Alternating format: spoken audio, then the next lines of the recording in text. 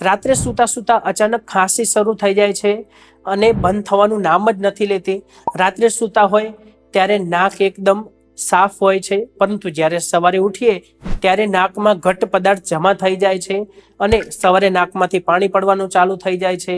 ગળામાં ખંજવાળ આવે છે, ગળામાં સળવળાટ થાય છે.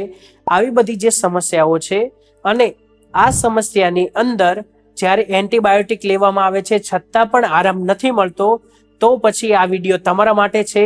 આને ધ્યાનથી સાંભળજો. ઘરગથ્થુ ઈલાજ શું છે કે જેથી તમને 2 થી 3 દિવસની અંદર જ સચોટ રીતે આ સમસ્યામાં આરામ મળવાનું શરૂ થઈ જાય. તો ચાલો એના વિશે જાણીએ.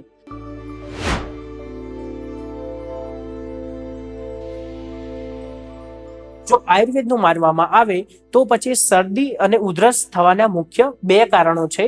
સૌથી પહેલા છે ઠંડી વસ્તુઓનો સંપર્ક. ઠંડી વસ્તુઓ માટે એવું કહેવામાં આવ્યું છે કે અતિશીત સ્નેહ જલ સ્પર્શાત કાસ જ્વરો, એટલે કે જે ખૂબ જ ઠંડુ પાણી છે એના દ્વારા નાહવામાં આવે, દરરોજ ઠંડા પાણી દ્વારા નાહવામાં આવતું હોય, અને શિયાળાની રાત્રિમાં જ્યારે ખૂબ જ ઠંડી પડતી હોય ત્યારે ટ્રાવેલિંગ કરવાનું થતું હોય, અથવા તો રાત દિવસ એસીમાં રહેવાનું થતું હોય, જે લોકો ઠંડુ ફ્રીજનું પાણીનું સેવન કરતા હોય, આવા લોકોને શરદી ખૂબ જ ઝડપથી થઈ જાય છે. કેમ કે આ રીતે જ્યારે ઠંડી ચીજોનો સ્પર્શ કરવામાં આવે છે અથવા તો એનું સેવન કરવામાં આવે છે ત્યારે આપણા શરીરમાં કફ દોષ વધી જાય છે. આપણા શરીરમાં કફ દોષનું વધવું અને આપણા શરીરમાં જે વાત પિત્ત કફ આ જે 3 દોષો છે એમાં અસંતુલન થવું એ શરદી અને ઉધરસ માટેના મુખ્ય કારણો કહી શકાય છે. આયુર્વેદમાં શરદી અને ઉધરસને કોઈ મોટો રોગ નથી કહેવામાં આવ્યો, ફક્ત એ આપણા શરીરમાં કફ દોષનું વધવું અથવા તો જે આપણા 3 દોષ છે એમાં અસંતુલન થાય એનું પરિણામ કહેવામાં આવ્યું છે. તો શરદી અને ઉધરસ થવાનું એક કારણ તો આપણે જે ઠંડી વસ્તુઓ છે એનો સ્પર્શ કરતા હોઈએ છીએ અથવા તો એનું આપણે સેવન કરતા હોઈએ છીએ, એ થઈ ગયું. અને બીજું મુખ્ય કારણ છે કે જે આઈસ્ક્રીમ છે, ઠંડા પીણા છે, કોલ્ડ ડ્રિંક્સ છે, દૂધ આપણે રાત્રે સૂતી વખતે પીતા હોઈએ છીએ, એટલે કે દૂધ પીને તરત જ સૂઈ જતા હોઈએ છીએ, રાત્રે કેળાનું સેવન કરતા હોઈએ છીએ, દહીં અને છાશનું સેવન કરતા હોઈએ છીએ. આ જે બધી વસ્તુઓ છે એ આપણા શરીરમાં કફ દોષને વિકૃત કરવા વાળી છે, કફ દોષને વધારવા વાળી છે. માટે જો તમે આ ચીજો વસ્તુઓનું સેવન કરો છો તો પછી શરદી અને ઉધરસ બંધ થવાનું નામ જ નહીં લે. કે તમે ગમે એટલી તમે એન્ટીબાયોટિક દવા લઈ લો કે પછી એલોપેથી મેડિસિન લો છો, છતાં પણ તમને આનાથી રાહત નથી રહેવાની. માટે આ જે વસ્તુઓ છે એનો આપણે ત્યાગ કરવો જોઈએ.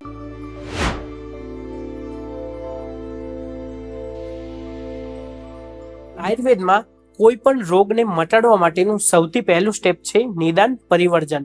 નિદાન એટલે કે કોઈ પણ રોગ થવા માટેનું જે કારણ છે એને નિદાન કહેવામાં આવે છે, અને પરિવર્જન એટલે કે એનું સેવન અટકાવવું જોઈએ. હવે શરદી અને ઉધરસ આ થવાના મુખ્ય જે આપણે 2 કારણો કહ્યા એને આપણે અવગણવા જોઈએ, એનું સેવન અટકાવવું જોઈએ.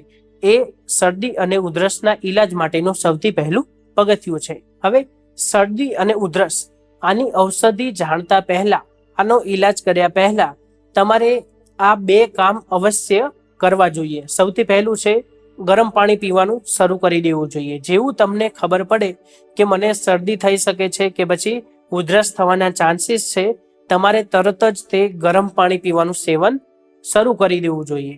અને બીજું કામ છે કે લઘુ આહારનું સેવન કરવું. લઘુ આહાર એટલે કે પચવામાં હળવો ખોરાક.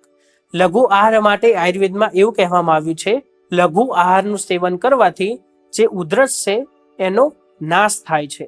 માટે આ 2 કામ આપણે અવશ્ય કરી દેવા જોઈએ. હવે આપણે શરદી અને ઉધરસ એની ઘરગથ્થુ ઈલાજ વિશે જાણીએ. સૌથી પહેલા છે તુલસીનો ઉકાળો. નાના છોકરાઓને ઉકાળો શબ્દ સાંભળીને તે ચીડ થતી હોય છે, તો એમને તમે તુલસીનો સૂપ અથવા તો બેઝિલ સૂપ કહી શકો છો. આ તુલસીનો ઉકાળો બનાવવા માટે સૌથી પહેલા 10 થી 15 પત્તા તુલસીના લઈ લેવા, 1 ગ્લાસ પાણી લેવું અને 1 ચૂટકી સૂંઠ અને 1 ચૂટકી મરીનો પાવડર આ ઉમેરીને પાણીને અડધું થઈ જાય ત્યાં સુધી ઉકાળવું, અને પછી આ પાણીને ગાળીને એનું સેવન કરી શકાય છે. આ પાણીનું સેવન કરવાથી કફનો નાશ થાય છે, કફ ઓછો થાય છે અને એના કારણે શરદી અને ઉધરસ બંનેમાં ફાયદો થાય છે. પછી છે મધ અને સીતોપલાદી ચૂર્ણ. સીતોપલાદી ચૂર્ણ તમને નજીકના આયુર્વેદ સ્ટોર ઉપર મળી જાય છે. અડધી ચમચી અને એની અંદર 1 ચમચી જેટલો મધ, આ બંનેને સરખી રીતે મિક્સ કરીને એનું સેવન કરવાથી જે લોકોને ગળફાવાળી ખાંસી આવતી હોય છે, એટલે કે ખાંસી તો આવે જ છે અને સાથે સાથે ગળફા આવવાની સમસ્યા છે, ખાંસી સાથે કફ નીકળે છે, આવી સમસ્યાઓમાં મધ અને સીતોપલાદી ચૂર્ણ આ રીતે મિક્સ કરીને એને ચાટવું જોઈએ. આમ કરવાથી જે ભીની ખાંસી છે એની અંદર આરામ મળે છે. અને જે લોકોને સૂકી ઉધરસ આવે છે એ લોકો મધ સાથે યષ્ટી મધુ ચૂર્ણ એટલે કે જેઠી મધનો પાવડર મિક્સ કરીને ચાટી શકે છે.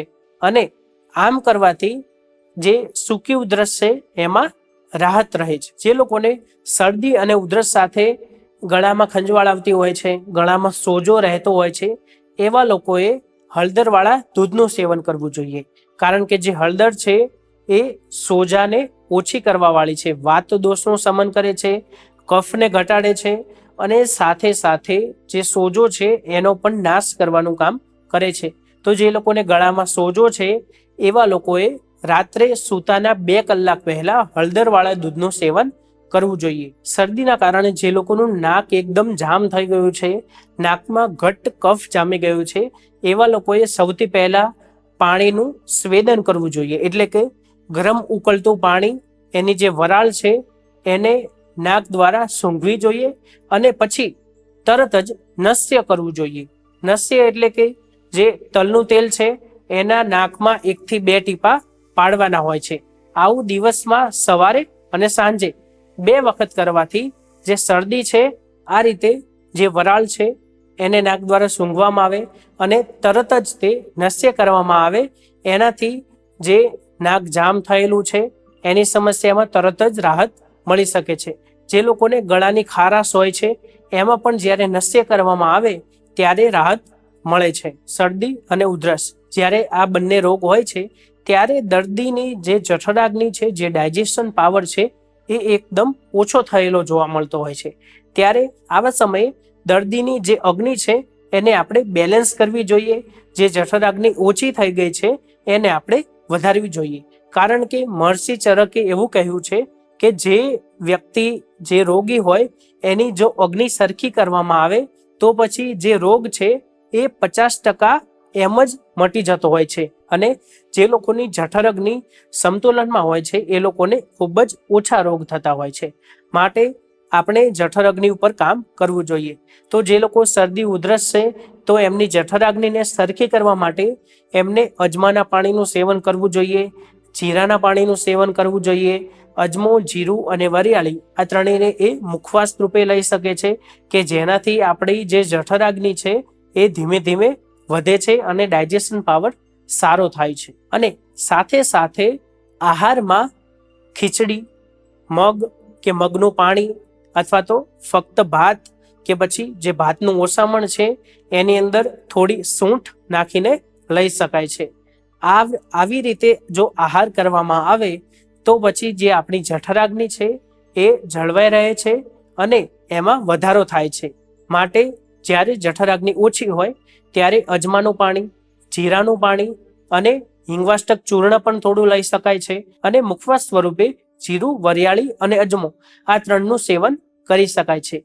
જ્યારે આપણે આ રીતે આ ઔષધિઓનું સેવન કરીએ છીએ ત્યારે આપણી જે જઠરાગ્નિ છે એ ધીમે ધીમે વધતી જાય છે અને આપણો જે ડાયજેશન પાવર છે એ સરખો થતો જાય છે. પરંતુ આ ઔષધિ સાથે સાથે આપણે જે આહાર લઈએ છીએ એ આપણે લઘુ આહાર લેવાનો છે, એટલે કે પચવામાં હળવો ખોરાક લેવાનો છે. તો જ આપણી જે જઠરાગ્નિ છે એ ધીમે ધીમે વધવાનું કામ કરશે.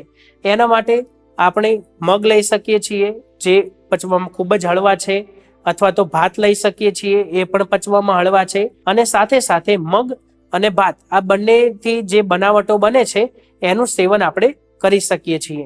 જેમ કે ખીચડી વઘારી શકીએ છીએ, પુલાવ લઈ શકીએ છીએ, બિરયાની લઈ શકીએ છીએ, અથવા તો જે ભાત બનાવીએ અને એનું જે પાણી વધે છે જેને આપણે ભાતનું ઓસામણ કહેતા હોઈએ છીએ એની અંદર એક ચપટી સૂંઠ અને એક ચપટી મરી પાવડર ઉમેરીને પણ એનું પણ સેવન કરી શકીએ છીએ, જે આપણી જે ડાયજેશન પાવર વીક થઈ ગયો છે એને વધારવામાં મદદ કરી શકે છે. આ રીતે આપણે ઉકાળો, ગરમ પાણી, સ્વેદન અને નશ્ય અને યોગ્ય આહાર, આ જે 4 સ્ટેપ છે એને અપનાવીને શરદી અને ઉધરસથી છુટકારો મેળવી શકીએ છીએ.